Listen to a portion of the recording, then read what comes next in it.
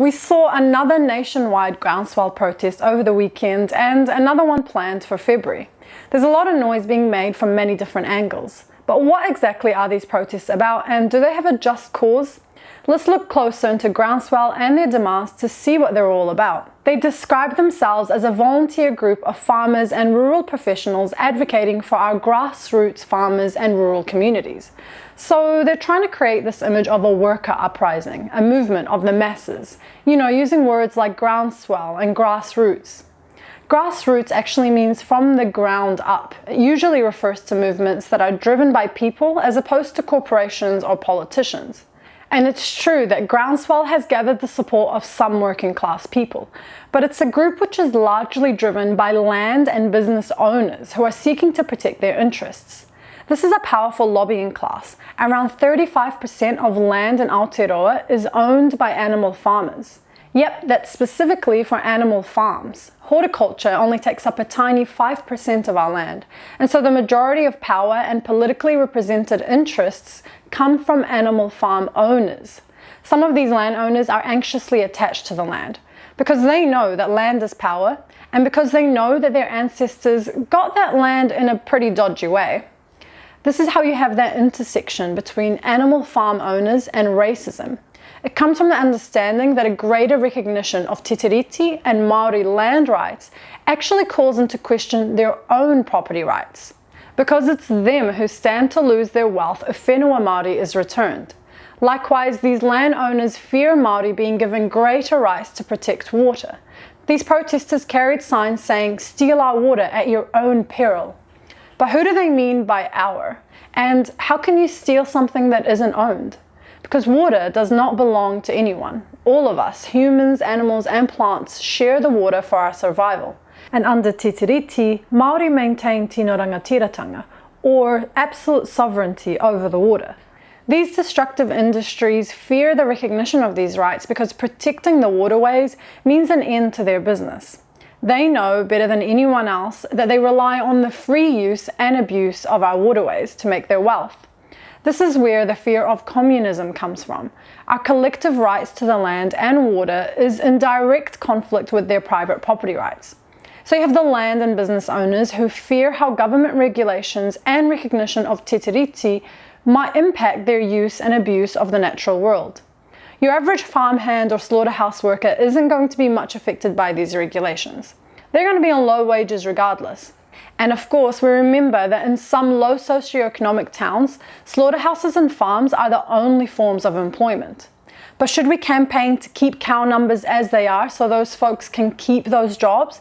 Or should we campaign for more enriching, less traumatizing employment for our rural whānau? And because the government has allowed industries to exploit these workers and communities for so long, there are so many marginalized folks out there that these corporations can use as the face of their lobby group. They get a group of likable farmers, keep the message vague and generally anti-establishment, and pretend to give voice to some of the struggles that workers face. And then they use them to further their own political agenda. Groundswell is closely connected to the hard right-wing lobbyists that are working really hard in the background trying to influence our politics in any way they can. Groundswell's website was registered to the New Zealand Taxpayers Union, which is no trade union at all. In fact, they hate unions, but again, they're trying to create this image of a people movement. It's actually a lobby group co-funded by right-wing lobbyist Jordan Williams, a prominent character in Nikki Haga's book Dirty Politics. The taxpayers group lobbies for lower tax rates for wealthy individuals, even though Aotearoa has some of the worst levels of inequality. And this is the same group that took $60,000 from the government in wage subsidies last year after vowing to never take taxpayer money.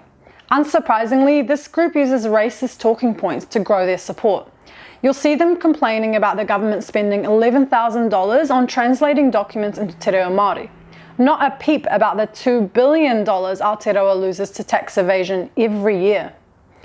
Soon after the Groundswell connection to the taxpayer group was discovered, the website registration was changed to the Campaign Company Limited, a business owned by Jordan Williams, the founder and director of the taxpayer group.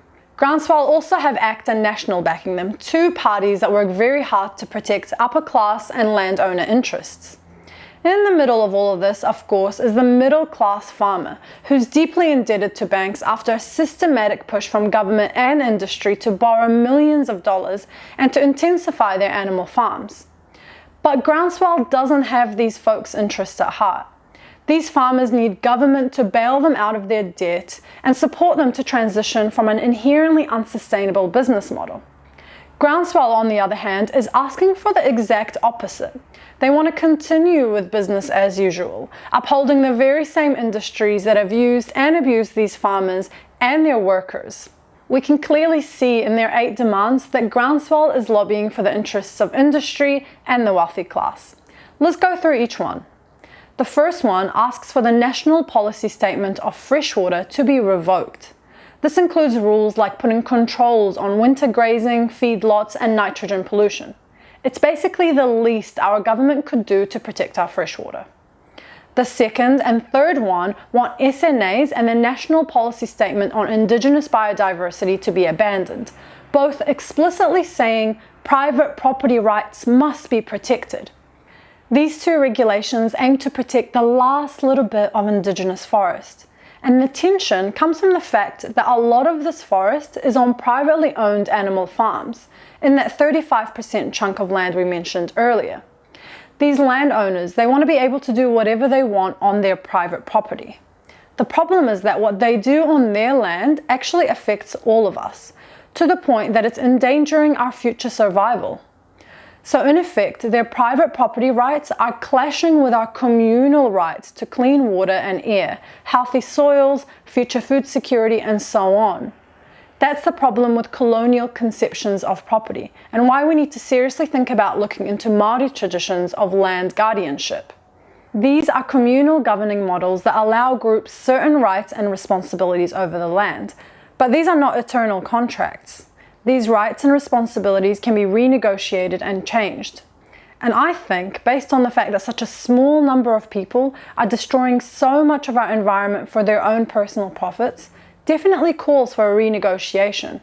And don't get me wrong, these regulations are hardly renegotiating land ownership rights, but they do somewhat limit land uses, and landowners don't like that at all. The fourth one asks for seasonal agricultural workers from overseas to be prioritized through MIQ, something the government has already done. What this highlights though is that even though we have so many struggling people in Aotearoa, there simply aren't enough of us desperate enough to take these underpaid and difficult jobs. And it's another reminder that this is a movement for employers, not workers. The fifth one asks for the unworkable parts of the emissions trading scheme to be scrapped.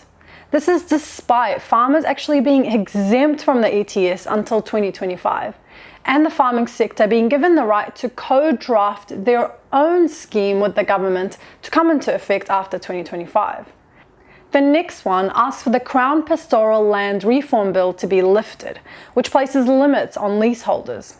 You see, landowners want to be able to use the land however they want, but they also want to be able to lease their land to whoever they want to do whatever they want with. The seventh one asks for the infamous ute tax to be scrapped. This would add an extra few $1,000s to a $45,000 vehicle that farm owners use on the land. The last and possibly most important demand asks to scrap the Three Waters reform, which hopes to see an improvement in our drinking water, stormwater and wastewater, and also gives greater governance powers to iwi Māori. Industrial animal farm and slaughterhouse owners have complained of the burden this might place on these sectors. But the reality is that these industries have had unregulated access to and rights to pollute our communal waterways for a long time now. And now they're seeing these privileges being questioned.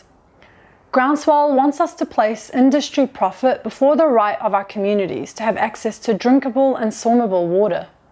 And the situation is so dire that our grandchildren may never experience connecting with the waterways. So, looking at the associates and demands of this group, it's clear that it's not a movement for worker rights. They're not asking for better pay or better work conditions. They're asking to be allowed to continue with their extractive colonial relationship with the land based on their colonial private property rules.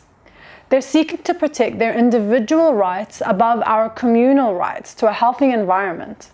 And of course, all of this has implications on tangata whenua, as they're further disenfranchised from their stolen whenua, as they continue to be oppressed by exploitative industries, and as they're pushed away from their right to protect the land and water. So we need to look past the human shield of workers to see what Groundswell is really about, and acknowledge that it's the same groups actually oppressing these workers that are leading the so-called movement. Their requests will only increase the economic divide in Aotearoa by prolonging worker exploitation and by destroying our ability to provide space, water and food for our communities. Ngā mihi nui, I hope you got something out of this video. Follow us on our socials and all of that good stuff, and have a good day.